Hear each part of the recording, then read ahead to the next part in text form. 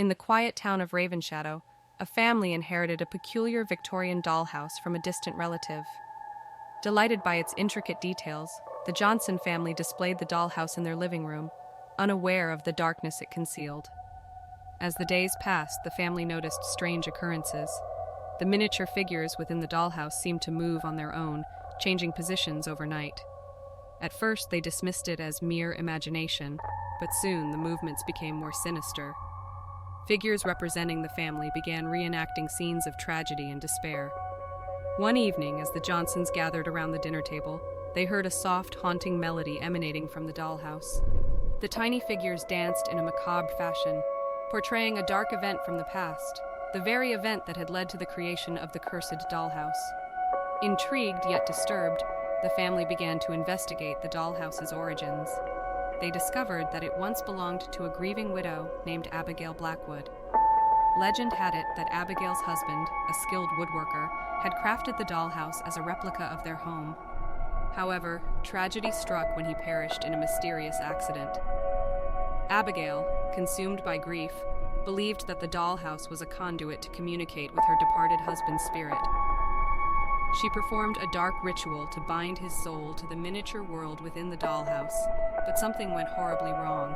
Instead of bringing her husband back, Abigail unleashed a malevolent force that haunted the dollhouse, perpetuating the pain and sorrow of that fateful day. Determined to end the curse, the Johnsons sought the help of a local historian, Mrs. Miller. She revealed that the only way to break the curse was to confront the lingering spirit within the dollhouse and help it find peace. Together, they delved into the twisted history of Abigail Blackwood and her ill-fated attempt to reunite with her lost love.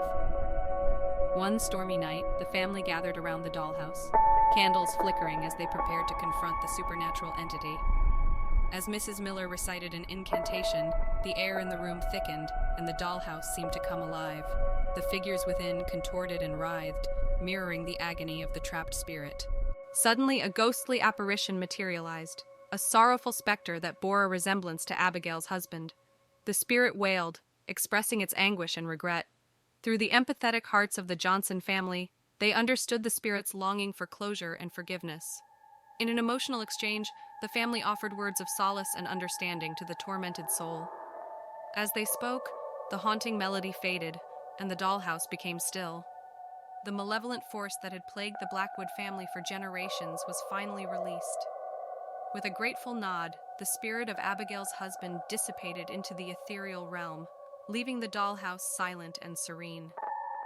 The Johnsons, exhausted but relieved, realized they had not only freed the trapped spirit, but also broken the curse that had lingered for decades.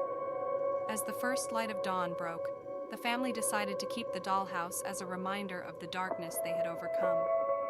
The once haunted miniature world now stood as a symbol of redemption and the power of compassion in the face of supernatural adversity. The town of Ravenshadow, once shrouded in mystery, could now rest in peace, free from the malevolent specter that had haunted its past.